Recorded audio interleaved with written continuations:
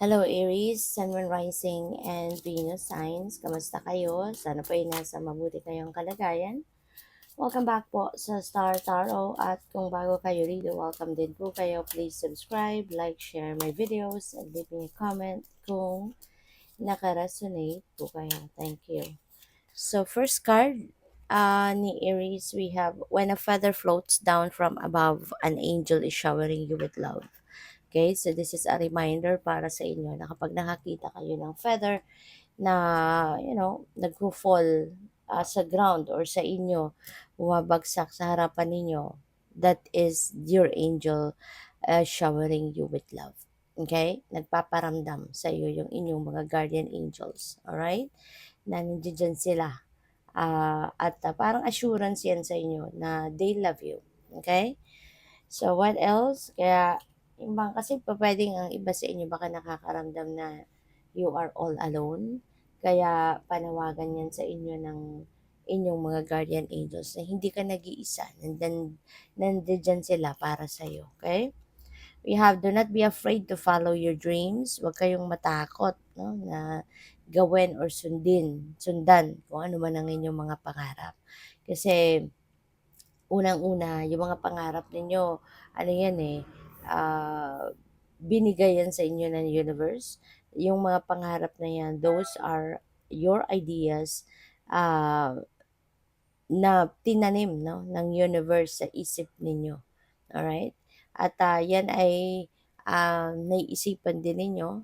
Ibig sabihin na kayang-kaya ninyong dalhin yan sa inyong realidad. Kasi in the first place, God knows, 'di ba, kung ano yung kaya ninyo at ano yung hindi. Kaya the fact na in-instill ng divine yung mga pangarap ninyong yan sa isip ninyo, ibig sabihin na you are capable of making it happen. Kaya huwag kayong matakot, no, na sundan kung ano yung mga pangarap ninyo, gawa ng paraan, take action para mangyari ito. Kasi yan ang makakapagpasaya din sa inyo at kayang-kaya ninyong gawin yan. Kaya huwag kayong magdalawang isip, no, to take action towards realization of your dreams.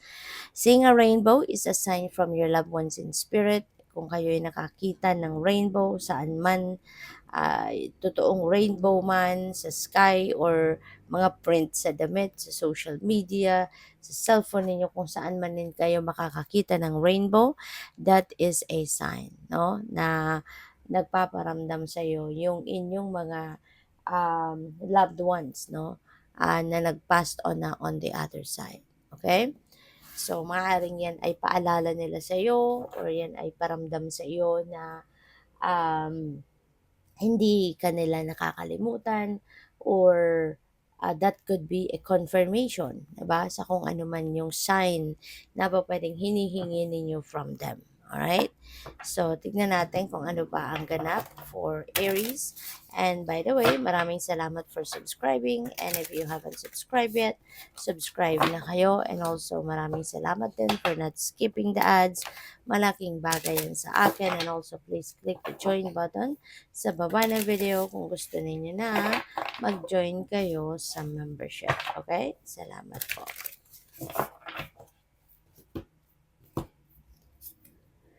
So, your first card is ego. Ayan. So, po pwede na ang iba din sa inyo rito, Aries, is very dependent on other people. Dalawang bagay na napipick up ko dito. Maaari na ito ay, ang isa, maaari no, na yung pagiging dependent ninyo sa inyong sa kung sino man sa buhay ninyo, it's maybe because parang at first you were told, na hindi ka pwedeng magdesisyon ng ikaw lang. Yung hindi mo tinatanong sa kanya or sa kanila yung inyong desisyon. Yung bang kailangan mo ng approval, kailangan mo ng magsasabi sila sa iyo ng oo or hindi, or tama yan, go for it, or hindi. 'Di ba? Or kukontrahin ka.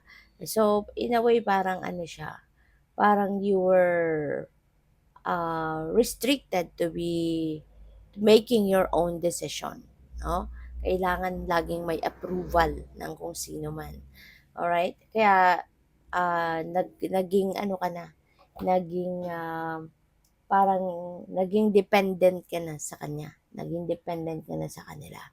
Yung parang nasanay ka na din na hindi ka magdedesisyon, wala kang gagawin na hindi mo itinatanong sa kanila or sa kanya.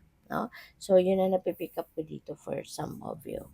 So, we have 8 of Earth. Ayan. So, maaari na ang iba sa inyo rito is learning. Maaaring parang hindi natatapos yung pag-aaral mo. Hindi pa natatapos yung pag-educate mo sa sarili mo, pag enhance mo ng mga talents, skills, or gifts mo. Maaaring um, you are expanding your knowledge, you're expanding your learnings sa ngayon. Pwede kasi na gusto mo lang talagang maging mas magaling ka pa, magkaroon ka ng expertise, kumbaga sa kung ano man ang ginagawa mo. Or maybe you are preparing for a career shift. Maaaring nag-aaral ka, maaaring meron kang inaalam, dinidiskubre, because you are preparing yourself for a career change. So siguro meron kang binabalak, no, na bagong karera or bagong trabaho na gusto mong pasukin, and kaya yun ang pinaghahandaan mo. Kaya ka nagre-research, kaya ka nag-aaral, maybe ang iba sa inyo nag-enroll, no, sa school for formal schooling. So po pwedeng merong mga ganap na ganon. So we have 10 of Water. Napakaganda nito. Si 10 of Water is about happiness, joy, contentment, prosperity, blessings. This is about harmony and love within the family unit. So, masayang masaya. Mayroong kasiyahang mararamdaman, mararanasan, kayo kasama ang buo ninyong pamilya. Pwede rin na meron dito mga wishes that have been fulfilled. Baka meron kayong personal na pinangarap para sa pamilya mo, or pwedeng ito'y pangarap ng buong pamilya mo na natupad na or matutupad na. So, pwedeng ganun ang ganap dito for some of you Aries.